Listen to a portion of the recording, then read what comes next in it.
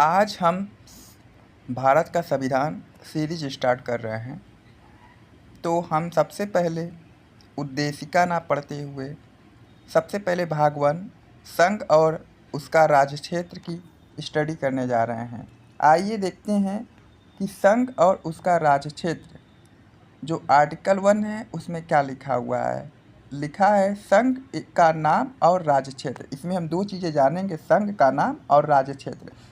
भारत अर्थात इंडिया राज्यों का संघ होगा। देखिए भारत को संघ बताया गया, आप ध्यान दीजिएगा। इंग्लिश में संघ को फेडरल भी बोला जाता है और यूनियन भी बोला जाता है।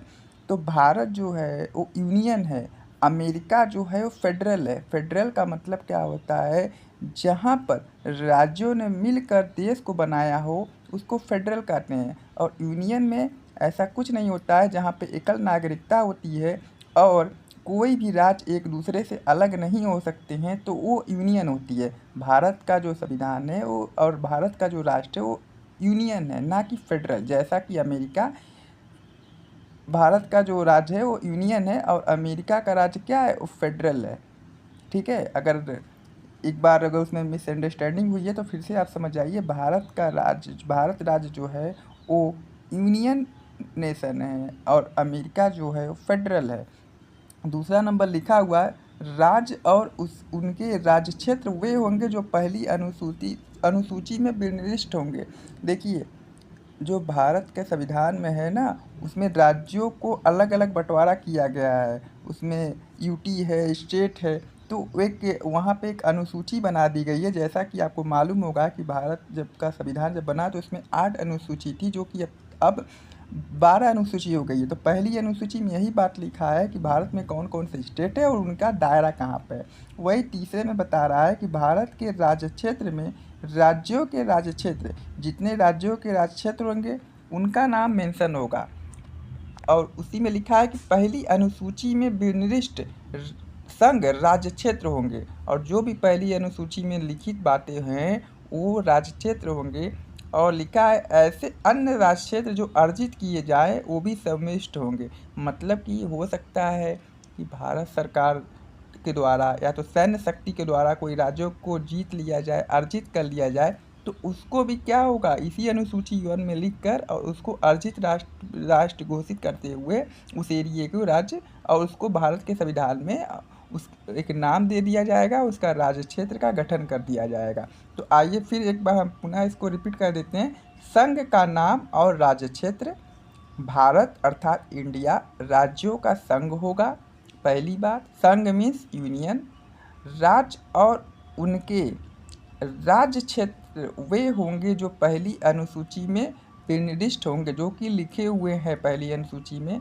भारत के राज्य क्षेत्र में राज्यों के राज्य क्षेत्र, ठीक है ना। राज्यों के राज्य क्षेत्र में जो है पहली अनुसूची में विनिर्दिष्ट संघ राज्य क्षेत्र, यानी कि जो पहली अनुसूची में लिख दी गई है संघों में कि कौन कौन सा, जैसे उत्तर प्रदेश हो गया, उत्तराखंड हो गया, और जो भी पंजाब हरियाणा, ये सब क्या है उसी अनुसूची में लिखे गए हैं। और अगर कोई ऐसे अन्य राज्य क्षेत्र जो अर्जित किए जाएँ तो वो भी इसी में शामिल कर दिया जाएगा।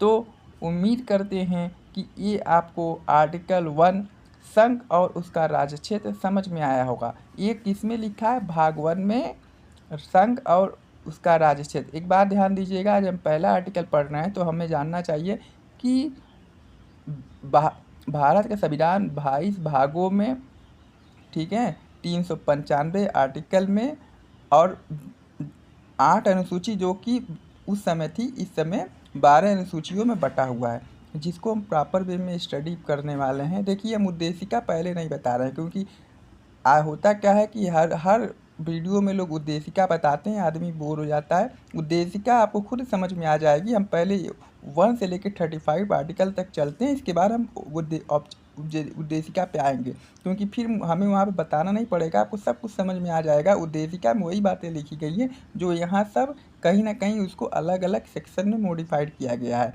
तो उम्मीद करते हैं कि आप लोग भाग 1 और भाग 1 के सेक्शन मतलब आर्टिकल 1 को प्रॉपर वे में पढ़े होंगे।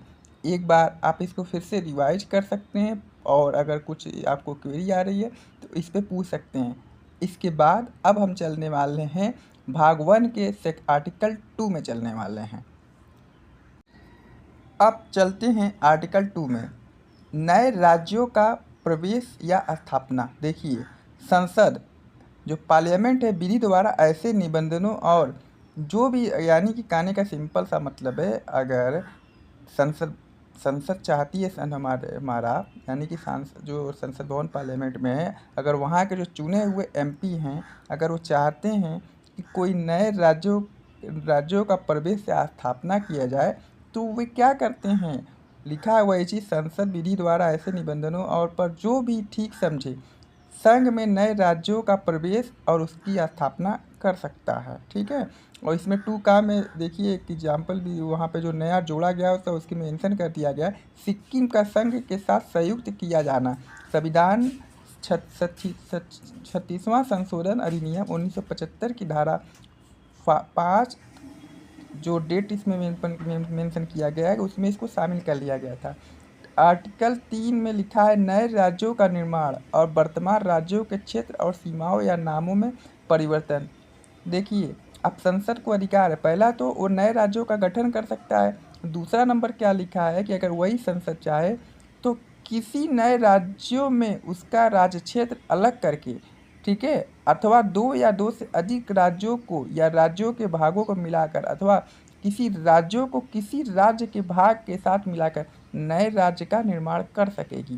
कहने का मतलब ये है कि अगर संसद भवन चाहती है तो एक राज्यों को 2 राज्यों में भी बदल सकती है, 2 राज्यों को मिला के वो एक राज्य भी बना सकती है। और वही चीज़ में मेंशन कर रहा है, किसी राज्य में से उसका राज्य क्षेत्र अलग करके अथवा 2 या 2 से अधिक राज्यों को या राज्यों के भागों को मिलाकर अथवा किसी राज्य क्षेत्र को किसी राज्य के भाग के साथ मिलाकर नए राज्यों का निर्माण किया जा सकता है।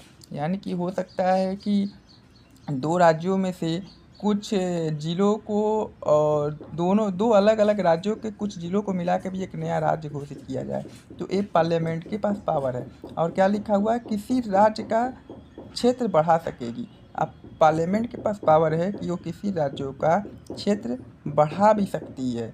मतलब हम आर्टिकल 2 में ये पढ़ रहे हैं कि या तो नए राज्यों का प्रवेश या स्थापना कर दे या फिर क्या करे, नए राज्य जो बने उसी में से तोड़ मरोड़ के एक नया राज्य बना दे। यानी कि एक राज्य को 2 राज्यों में बदल दे, 2 राज्यों को मिलाकर एक राज्य बना दे, या चाहे तो राज्यों में 2 राज्य, एक राज्य के कुछ जिलों में और दूसरे राज्य के कुछ जिलों को मिलाकर एक नया राज्य बना दे। यानी कि किसी भी तरीके से सेंट्रल गवर्नमेंट अपने पावर को इस तरीके से यूज कर सकती है। यानी कि पार्लियामेंट में इंक्लूड कौन है, लोकसभा राज्यसभा के साथ साथ राष्ट्रपति।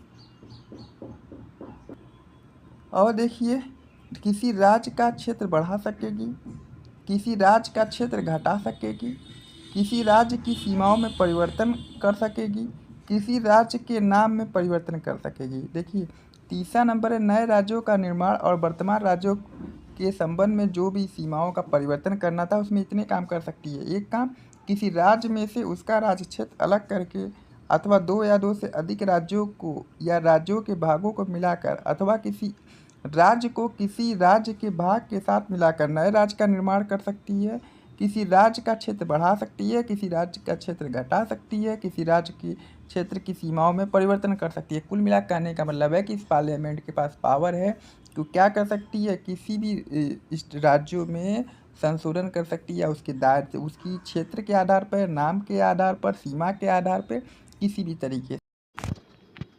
आइए अब आर्टिकल 4 देखते हैं। पहली अनुसूची और चौथी अनुसूची के संशोधन तथा अनुपूरक, आनुवांशिक और परिणामी विषयों का उपबंध करने के लिए अनुच्छेद 2 और अनुच्छेद 3 के अधीन बनाई गई विधियाँ। देखिए, होता क्या है कि अनुच्छेद 1 या अनुच्छेद 3 में विनिर्दिष्ट या तो निर्दिष्ट, ठीक है ना, किसी विधि में पहली अनुसूची और चौथी अनुसूची के संशोधन। देखिए, ध्यान से हमने बताया था, एक पहली अनुसूची है जिसमें राज्यों के नाम और उसके राज्य क्षेत्र लिखे हुए हैं, और चौथी अनुसूची एक होती है जिसमें वहाँ पे जो सांसदों और का जो होता है क्षेत्र और कितने एरिया में विभाजन करना है उसके बारे में लिखा होता है चौथी अनुसूची में। तो वहाँ वही बोल रहा है कि पहली बोल रहा है कि अनुच्छेद 2 और 3 में निर्दिष्ट किसी विधि में पहली अनुसूची और चौथी अनुसूची के संशोधन के लिए ऐसे उपबंध अंतर्विष्ट होंगे जो उस विधि के उपबंधों को प्रभावी करने के लिए आवश्यक होंगे तथा ऐसे अनुपूरक आनुवांशिक और परिणामी उपबंध भी जिनके अंतर्गत ऐसे विधि से प्रभावित राज्य या राज्यों के संसद में और विधानमंडल में या विधानमंडलों में प्रतिनिधि के बारे में उपबंधन हो, ठीक है, अर्थात अंतर्विष्ट हो सकेंगे जिन्हें संसद आवश्यक समझे।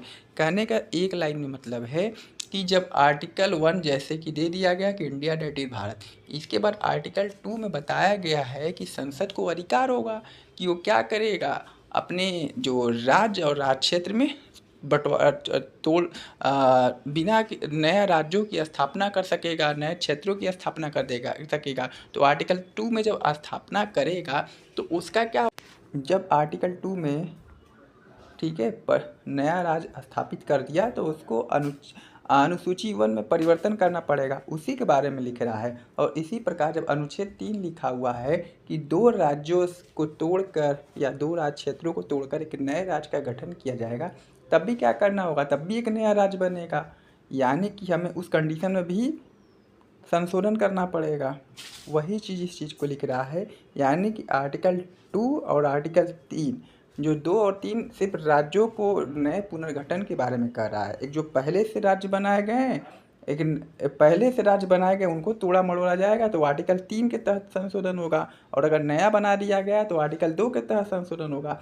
लेकिन दोनों का प्रभाव हमें अनुसूची 1 में उसको लिखना पड़ेगा कि भाई नया राज्य बन चुका है, उसका नया क्षेत्र हो चुका है, इसीलिए कह रहा है कि हम उसमें क्या करेंगे, हम उसमें अनुसूची 1 और अनुसूची 2 में अनुसूची 1 और अनुसूची 4 में 4 में हम संशोधन करेंगे, बस इतना लाइन है। और बोल दे रहा है कि ये जो आर्टिकल 2 और 3 के परिवर्तन होने की वजह से अनुसूची 1 और 4 में जो परिवर्तन होगा वो 2 में सब क्लॉज में लिखा हुआ पूर्वता प्रकार की कोई विधि अनुच्छेद 368 के प्रयोजन के लिए इस संविधान का संशोधन नहीं समझी जाएगी। यानी कि हम उस चीज़ को संविधान का संशोधन भी नहीं समझ सकते हैं। रीजन सिंपल सी बात यह है कि वो संशोधन नहीं है, वो संसद भवन को अधिकार है कि वो सिंपली उस चीज़ को वो लागू कर सकता है। देखिए, संशोधन का मतलब ये होता है, अमेंडमेंट का मतलब कि जो पहले से कोई चीज़ चली आ रही हो उसमें कुछ नए, उसमें उन्हीं बातों को रहते हुए कुछ अलग तरीके से संशोधन किया जाए, ठीक है।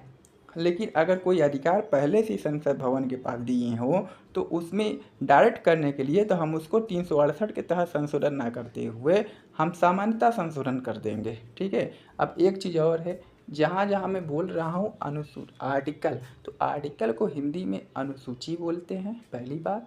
दूसरी बात, जो आर्टिकल को अनुच्छेद बोलते हैं, और जो अनुसूची बोल रहे हैं उसको इंग्लिश में शेड्यूल बोलते हैं। तो इस चीज़ को ध्यान में रखिएगा, मैं बार बार आर्टिकल बोल रहा हूँ, तब मैं जहाँ जहाँ आर्टिकल बोलूँ उसको आप अनुच्छेद समझिएगा, ठीक, या अनुच्छेद या आर्टिकल है, और जहाँ मैं अनुसूची बोल रहा हूँ वो शेड्यूल है, ठीक। तो पहला जो हमने भाग की स्टडी किया, भाग 1 में क्या लिखा हुआ, सिंपल सा भाग 1 में लिखा हुआ है कि भारत का नाम, भारत राज्य का नाम क्या होगा, वो संघ होगा। दूसरे में क्या बोला है कि हम नया राज्य बना सकते हैं, और तीसरे में बोला गया आर्टिकल 3 में कि हम पुराने राज्यों को तोड़ मरोड़ के नया राज्य बना सकते हैं। और आर्टिकल 4 में बोला गया है कि अगर अनुच्छेद 2 और 3 में अगर किसी भी प्रकार का संशोधन होता है तो उसका मेंशन हम अनुसूची 1 में और अनुसूची 4 में कर देंगे, बस सिंपल सा इतना लाइन है, इसके अधिक हमें नहीं जानना। फिर से एक बार रिवाइज कर लीजिए। आर्टिकल 1 भारत एक राज्य का संघ है और उसका राज्य क्षेत्र बता रहा है। आर्टिकल 2 बस इतना बता रहा है कि संसद को अधिकार है एक नया राज्य के गठन करने का। आर्टिकल 3 बोल रहा है जो पहले से गठित राज्य हैं उसको तोड़ मरोड़ के एक नया राज्य बनाने का उसके पास अधिकार है। और आर्टिकल 4 बता रहा है कि अगर 2 और 3 या कोई भी नया राज्य का गठन हो या तो तोड़ मरोड़ बनाया जाए तो उसको अनुसूची 1 में लिखा जाएगा, और उसको शेड्यूल अनुसूची 4 में भी उसका पूरी प्रॉपर वे में मेंशन किया जाएगा, जो जो लीगल प्रावधान है। हम जब अनुसूची 1 और अनुसूची 4 को पढ़ेंगे तब हम डिटेल उनका मेंशन करेंगे, ठीक है। तो अभी तक के लिए हम भाग 1 को समाप्त करते हैं, ठीक।